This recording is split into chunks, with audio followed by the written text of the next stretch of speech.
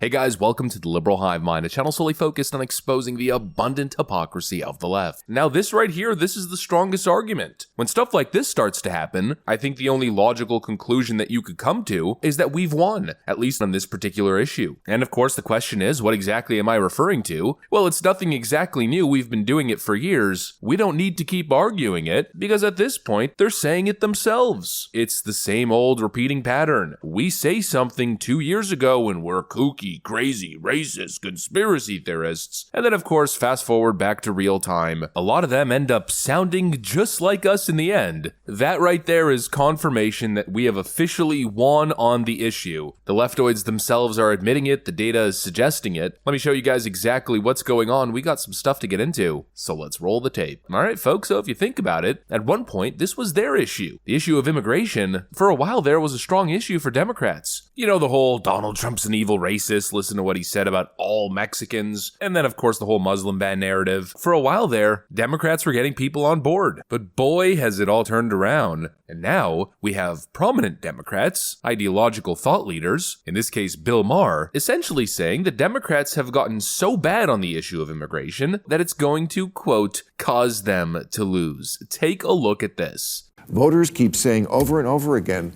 we are not comfortable with this level of immigration. I understand why. It doesn't make you a racist to say that.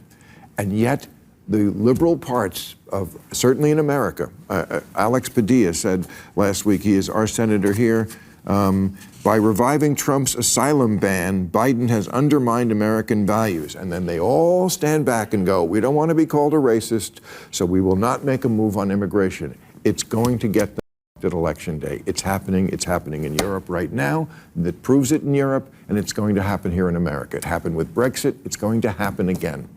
There are other roots of this far-right populism besides immigration. I mean, if India has far-right populism. There's no immigration. Just got rejected. Modi just lost those elections, big time. Yeah, but he's been there for a very long time. Yeah. With a lot of anti-Muslim hate, and Yes.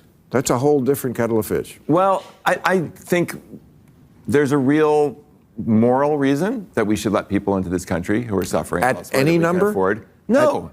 I mean, but that's their point. 64% of Latinos support giving the president authority to shut down the U.S. borders.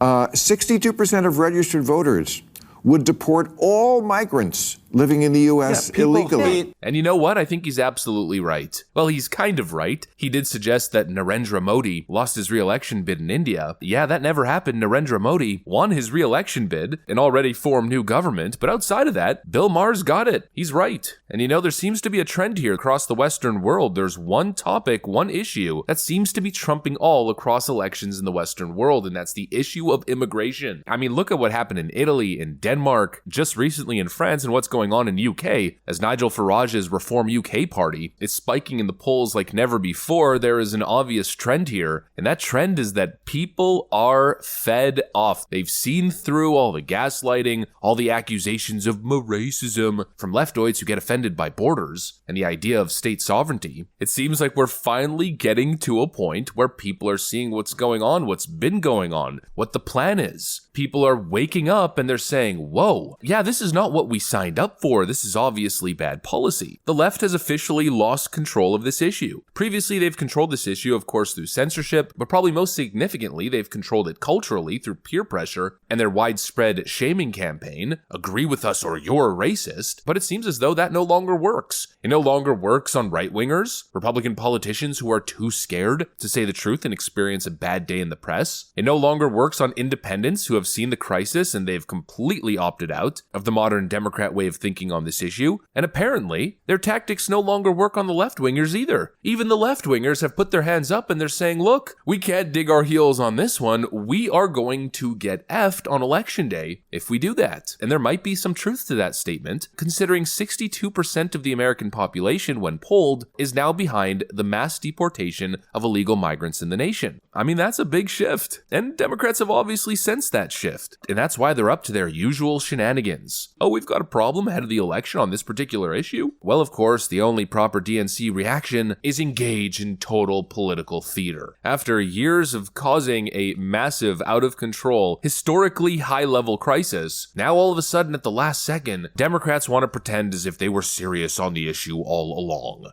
Well, it does change the fact because your facts are wrong. Congress does not have to. The president has all the authority he needs to shut down the border tomorrow. In Trump versus Hawaii, the Supreme Court ruled that the president has unlimited authority to bar any alien from entering the country. But authority is not the problem. It's resources. No, I'm sorry. If he wants to just pass border funding, the Congress will pass it tomorrow. That's not true. Yeah, if it's just pure border funding. That is actually not true. It is actually true. But Mark, this is where I have to stop you because Senator Langford and Kristen Sinema that wasn't border funding. No, they put forward the most conservative border bill that we've seen in decades. It was a terrible border bill that would have tied the hands of Donald Trump when he came in. No. Yes, exactly. It would tie the. You said the quiet part out loud. It would have tied the hands of Donald Trump instead of. But it would have also secured the border. It would have hired more immigration judges. It would have purchased more planes for us to deport folks who are illegally here. And we tried passing border security. It's Republicans who stopped the bill. They're still going with this nonsense. And they're saying this in the media right now as Joe Biden and the Democrats are essentially trying to pass through mass amnesty. It's unreal. You have 62% of the American public that want illegal migrants deported. And what's the White House response? Pretending as if they're doing something on illegal immigration while trying to grant amnesty to those illegal aliens that American voters want out of the country. Oh, we're doing something. Give me a freaking break. This border bill, border bill, border bill. I keep hearing about it. Let's have a conversation about the border bill. In a clip I played earlier, you saw that Biden goon mention, well, he read the bill. Did you even read the bill? Yeah, we did read the bill, and that's kind of the problem. If Joe Biden wants to shut the border down, all he has to do is shift the tone and actually implement the executive orders that were there before he took office. You know, the ones that he removed, and of course the ones that he's allowing to expire. But no, apparently the Secure the Border Act of 2023 is all that was needed. A bill that increased Border Patrol staffing, built more detention facilities, and expanded the legal asylum process.